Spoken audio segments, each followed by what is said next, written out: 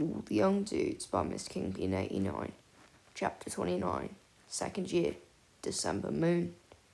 The Hogwarts Express left Hogsmeade Station for Christmas on Saturday, 16th December that year, meaning that once the full moon had passed, James, Sirius and Remus had to find other means of getting to the Potters' family home.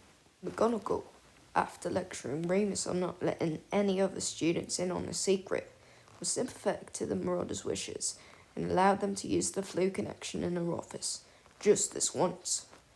Remus didn't mind the lecture so much, but he was terrified of using the Floo network for the first time. He'd heard all sorts of horror stories from fellow students, and it didn't help that he was usually queasy for a few days after the full moon anyway. Sirius received our letter every morning after the 16th, demanding that he come home at once, but he simply tossed the scarlet envelopes into the fireplace, where Walpurga Black's screams echoed up into the chimney stacks.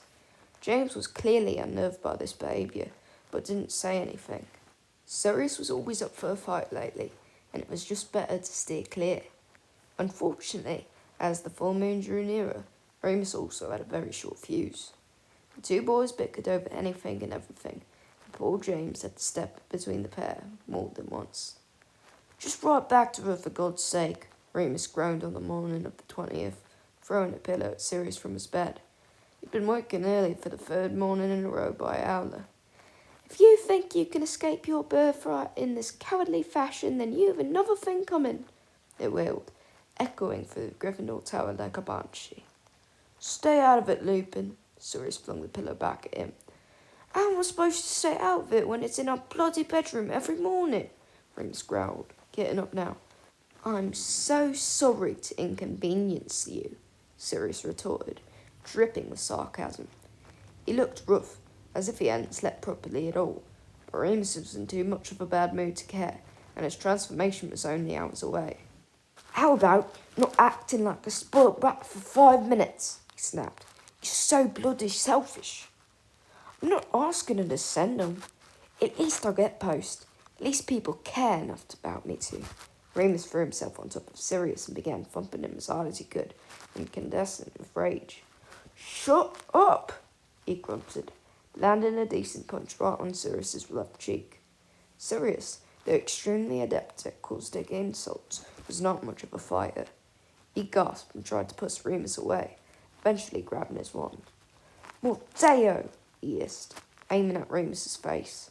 At once, Remus let go, tumbling backwards onto the bed, clutching his forehead. A horrible stinging sensation radiated from the spot Sirius had cursed. "You wanker!" he yelped, feeling his face tightening and swelling up. "You deserved it."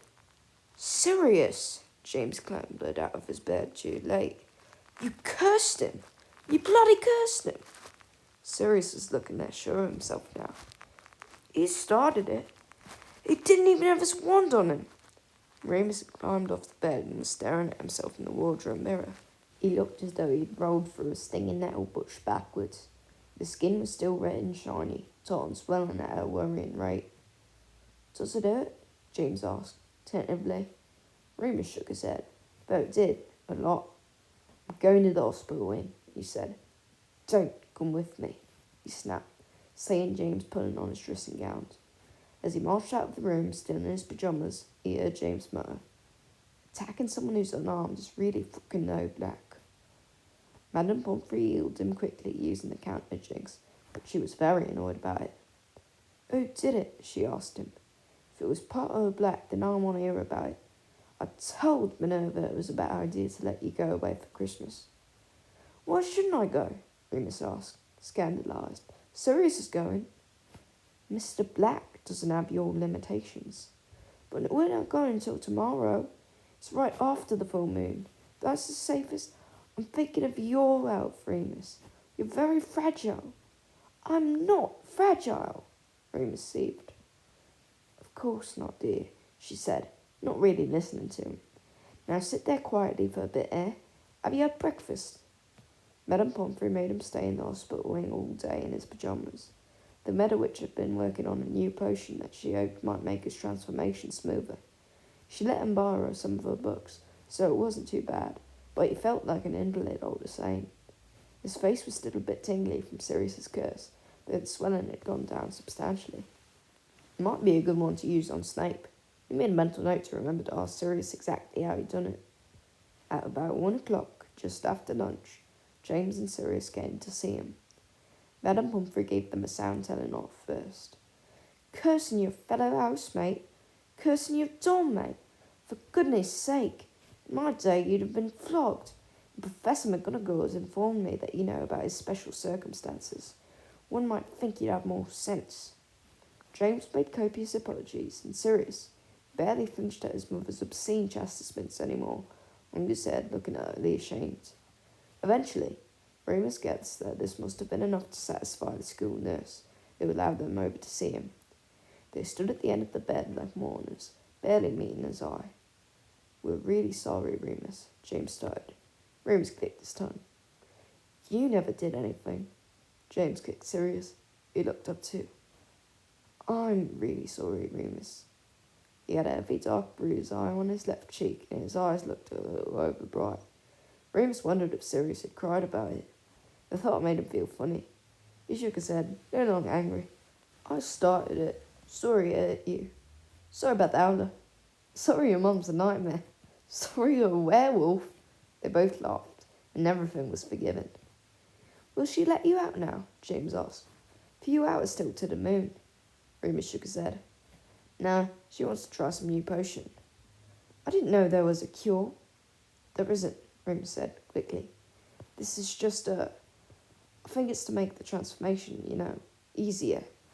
They both looked at him, puzzled. He shifted uncomfortably. "Like a painkiller, I think. Muggle bones don't work." "Does it hurt then?" Sirius asked, cocking his head.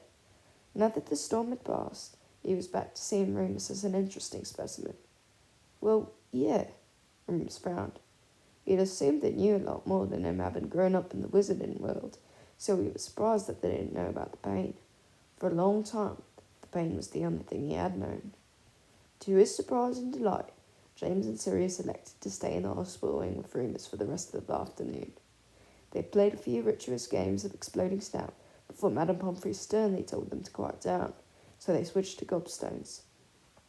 As the evening drew in, they didn't go down for dinner, but ate the same hospital food as he did. This was no great thing for them. James and Sirius treated it as any other afternoon. The hospital bed was just an extension of their dorm.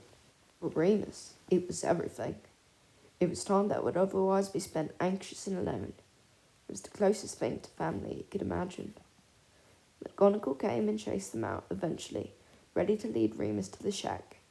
He went peacefully, with a soft smile on his lips, and laughter echoing in his ears.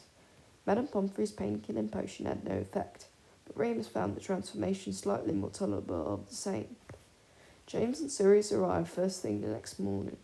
Remus was dozing in his bed, having been brought back to the castle at dawn.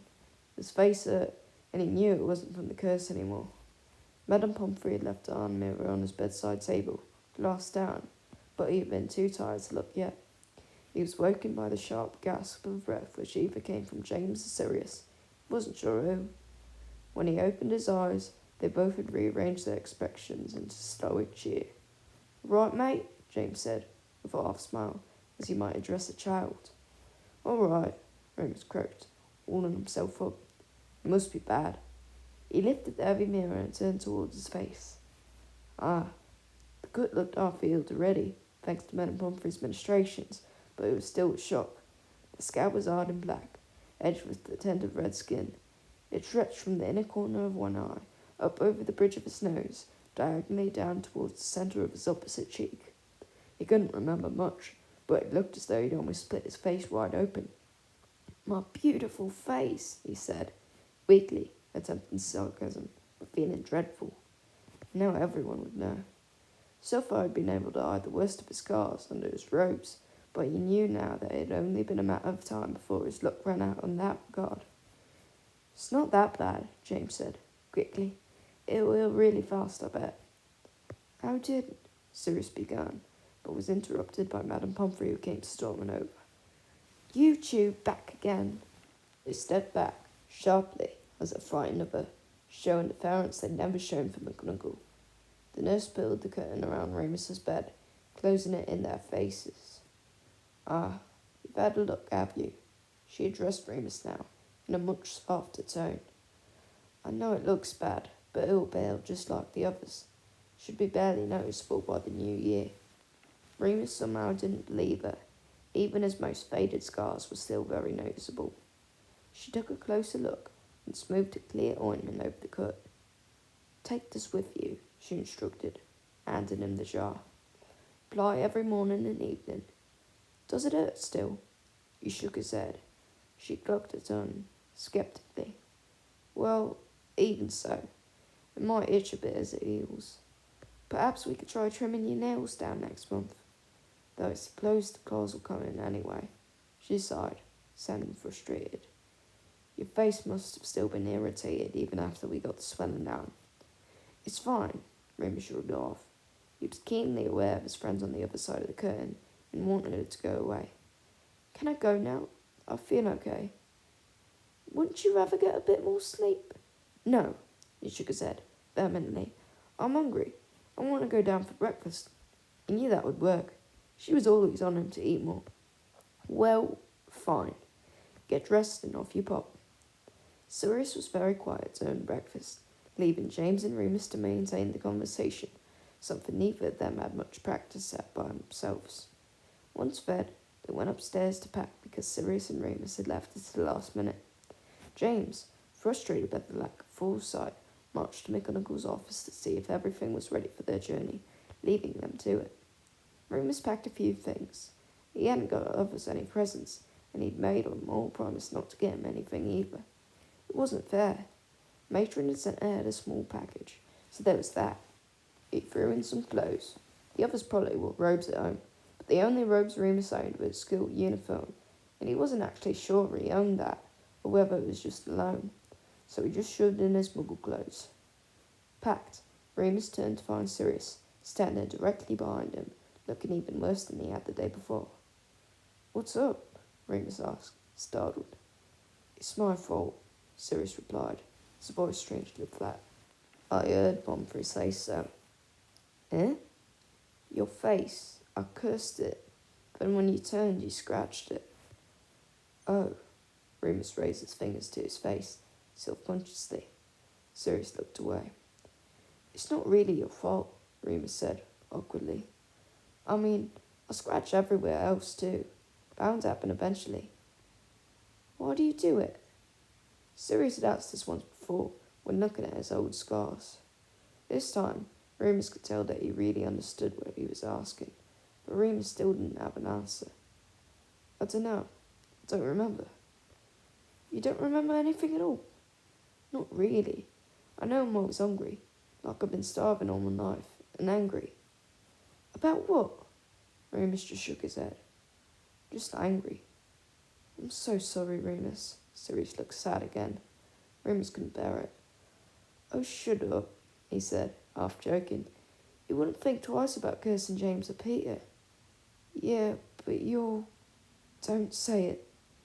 I've been afraid this might happen. Please don't treat me like I'm sick or different or whatever. It's one night a month. If I punch you, you're allowed to curse me, okay?" Sirius looked like he wanted to laugh. "Are you saying you're planning to punch me again?" Remus threw a sock at him. "If you don't sort out those bastard Alex, maybe." Travelling by flute patter was nothing compared to feeling your own spine elongate every month, and Remus wasn't sure what all the fuss had been about. He was the second to step out of the fireplace into the Potter's Lounge, after James. Brushing soot from his shoulders, he quickly hopped off the hearthrug to make room for Sirius, and watched as James was pulled into a hearty embrace by both of his parents. Mr. and Mrs. Potter were quite a bit older than Remus had imagined, but both had kind, merry faces that shared familiar features with their son. Mr. Potter's hair was white as snow, but stuck up at every angle exactly like James's. Mrs. Potter had his winning smile and warm hazel eyes. They both hugged Sirius too, while Remus shrank back, feeling horribly out of place. Finally, Mrs. Potter turned a sunny smile on him. Thankfully, she did not make to hug him too, perhaps sensing that he was uncomfortable. She simply nodded at him gently. "Hello, Remus. We've heard ever so much about you. I'm so glad you're spending Christmas with us." Remus smiled back shyly, but couldn't bring himself to speak. It didn't matter. James and Sirius were chatting 19 to the dozen with Mr. Potter, who looked like a schoolboy himself, eyes twinkling with fun and mischief. The sitting room, Remus supposed it was a sitting room as it had 3 sofas in it, was the biggest he'd ever been in, with wide, tall windows let in soft winter sunlight that pooled onto the polished hardwood floors. A gigantic Christmas tree stood in one corner, glimmering with silver dust and surrounded by a mountain of brightly wrapped presents. Paper chains and streamers were draped across the ceiling and along the picture rails, and even the magical portraits had decorated their frames with fairy lights. As they were led through the house, "For goodness sakes, Clement, let the boys put their things away before you start planning, whatever it is I know you're planning." He found that every room, even the hallways, were decorated with lights, tinsel, and hundreds of festive cards. The Potters must have been very popular wizards indeed. They were certainly wealthy. The sweeping mahogany staircase continued up 3 more flights. James's bedroom was big enough for all 3 of them, bigger than their dorm room at Hogwarts, with a king-size 4-poster bed. But Remus was surprised to find that there were 4 equally large bedrooms which were unoccupied. Sirius had already claimed the one next to James, so Remus put his bag into the 3rd room, wondering what it would be like to sleep alone for the first time. "Come on then, lads," Mr. Potter yelled up the stairs in a booming voice. "It's been snowing all afternoon, and I've got the toboggans ready.